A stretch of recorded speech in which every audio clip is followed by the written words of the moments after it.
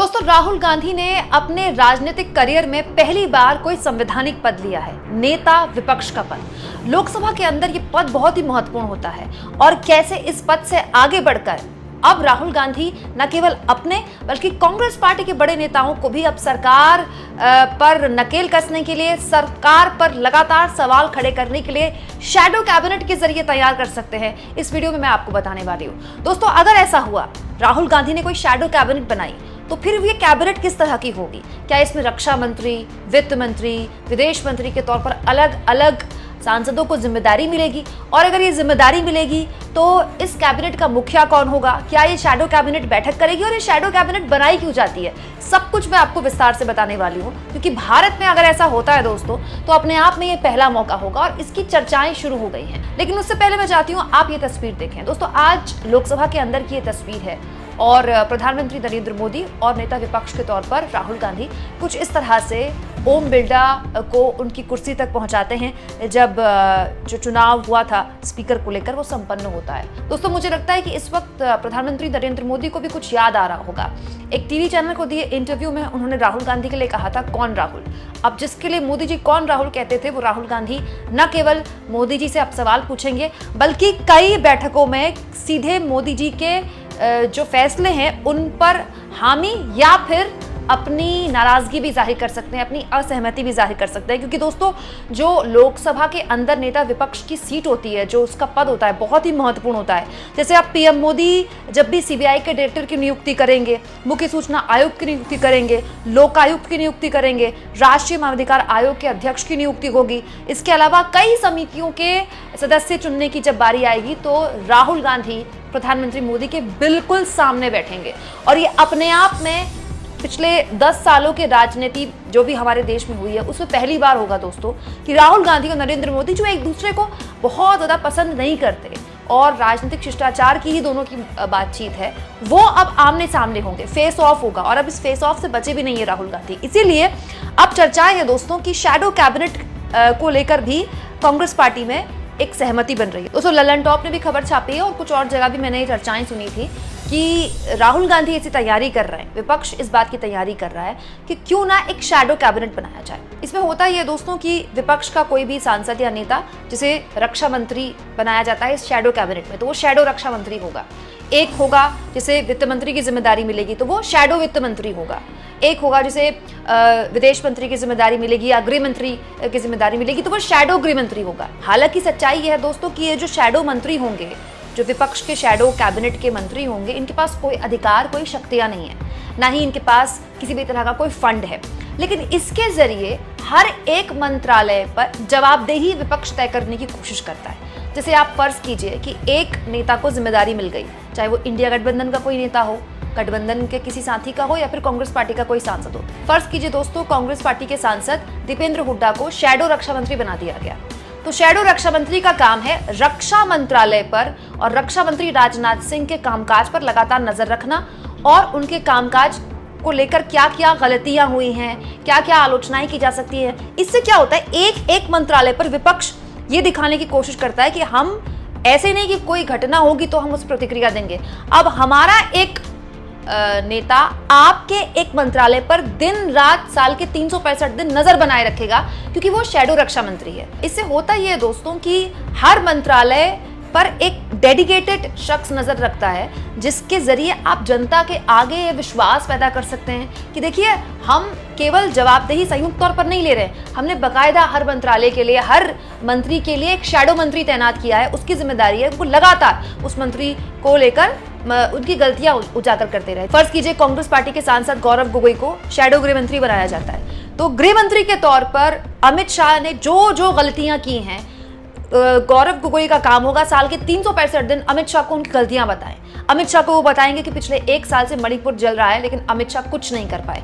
अमित शाह को वो बताएंगे कि ऐसे चुनाव खत्म होने के बाद जम्मू कश्मीर में लगातार आतंकी घटनाएं बढ़ गई, जिस पर अमित शाह कुछ नहीं कर पाए। दोस्तों, इससे होता यह है कि सरकार के ऊपर आप जबरदस्त तरीके से दबाव बना सकते हैं। ये आप मैसेज दे सकते हैं कि आपका ये मंत्री ये ना सोचे कि वो निरंकुश है, हमारा एक शख्स है जो शैडो मंत्री बनके आपके मंत्री पर नजर रख रहा है। अधिकार उनके पास कोई नहीं है, लेकिन वो बिना अधिकार के खुद पर जवाबदेही तय कर रहे हैं कि हम आपसे सवाल पूछेंगे। तो दोस्तों हो सकता है कि अगर शैडो कैबिनेट बनी, राहुल गांधी ऐसा कोई शैडो कैबिनेट बनाए, तो हो सकता है उस शैडो कैबिनेट की बैठक भी हो और उस बैठक को फिर मीडिया कवरेज भी मिले। देखिए परसेप्शन का खेल है सब। अगर ऐसी कोई कैबिनेट बनी तो राहुल गांधी हो सकता है शैडो प्रधानमंत्री बने। इससे होगा क्या दोस्तों? इससे सबसे इंपॉर्टेंट चीज जिसको लेकर विपक्ष लगातार पिछले 10 सालों में लड़ाई लड़ता रहा, मीडिया फुटेज नहीं मिलती। मीडिया विपक्ष को एकदम से दरकिनार करता है।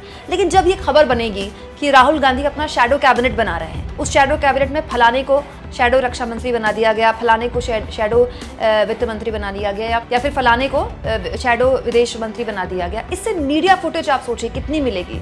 फिर जब उन लोगों के नाम का ऐलान होगा तो उस नाम के ऐलान के साथ साथ मीडिया फुटेज मिलेगी। दोस्तों जब जब उस शैडो कैबिनेट की बैठक होगी तब तब उसको मीडिया फुटेज मिलेगी और इसके जरिए जनता के आगे एक बिल्कुल नया कॉन्सेप्ट आएगा जो हमारे देश में ना के बराबर हुआ है। हालांकि इस तरह का मामला 2023 में देखने को मिला था दोस्तों। दिल्ली में अरविंद केजरीवाल के खिलाफ कांग्रेस पार्टी ने कुछ इसी तरह की शैडो कैबिनेट खड़ी की थी, जिसका काम यही था कि अरविंद केजरीवाल से वो लगातार सवाल पूछते रहे। हालांकि बाद में तो फिर दोनों ही पार्टियों में गठबंधन हो गया और अब दोनों ही पार्टियों का गठबंधन टूट भी गया है दोस्तों। इसके अलावा 2014 में भी इस तरह का एक प्रयोग देखने को मिला जब सोनिया गांधी ने इस तरह की एक शैडो कैबिनेट बनाई थी। वो वक्त मोदी जी का प्रधानमंत्री के तौर पर पहला कार्यकाल था और उनके कार्यकाल में प्रमुख मंत्रालयों के फैसलों और नीतियों पर नजर रखने के लिए इस तरह की शैडो कैबिनेट सोनिया गांधी ने बनाई थी। और उस वक्त आज जो कांग्रेस के अध्यक्ष हैं मल्लिकार्जुन खड़गे, उस वक्त रेलवे और श्रम संबंधी समिति के अध्यक्ष बनाए गए थे। तो ऐसे ही शैडो कैबिनेट बनाई जाती है। इसके अलावा मध्य प्रदेश में भी इस तरह का प्रयोग किया गया दोस्तों। 2014 में एमपी में इस तरह का प्रयोग किया गया। कांग्रेस ने शैडो कैबिनेट का गठन किया था और उस वक्त भी जिम्मेदारी थी कि विधानसभा के अंदर किस तरह से सरकार को जवाबदेह किया जाए। लेकिन जितने भी ट्रीटमेंट्स अब तक किए गए हैं उसमें ऐसी कोई बहुत बड़ी उपलब्धि शैडो कैबिनेट को नहीं मिली है। वैसे शैडो कैबिनेट की बहुत बड़ी उपलब्धि होगी भी नहीं, क्योंकि ये एक राजनीतिक कदम होता है जिसमें आप सरकार को जवाबदेह देते हैं विपक्ष के तौर पर। दोस्तों अगर इस तरह का कोई भी कैबिनेट अब बनाया जाता है तो जाहिर तौर पर राहुल गांधी उसके प्रमुख होंगे, लेकिन ये अपने आप में एक अलग तरह का प्रयोग भी होगा, क्योंकि सोशल मीडिया के ज़माने में अब जिस तरह से खबरों में विपक्ष के खबरों को सोशल मीडिया में देखा जाता है, शेयर किया जाता है, तो जनता के आगे विपक्ष एक तरह से एक तस्वीर रख सकता है कि हमने बाकायदा एक मंत्रालय को जवाबदेह बनाने के लिए एक पूरे की पूरी नेता को जिम्मेदारी दी गई है कि वो साल के 365 दिन यही करे। दूसरा महत्वपूर्ण बात, इसके जरिए इंडिया गठबंधन लगातार साल के 365 दिन चुनावी मोड में आ सकता है। मतलब अगर आप सोचिए कि ऐसी कोई शैडो कैबिनेट बनती है जिसके शैडो प्रधानमंत्री राहुल गांधी होंगे, तो कई शैडो कैबिनेट के मंत्री होंगे, तो वो लगातार बैठकें करेंगे, वो लगातार प्रेस कॉन्फ्रेंस करेंगे। इसके जरिए विपक्ष लगातार एक अटैकिंग मोड में रहेगा।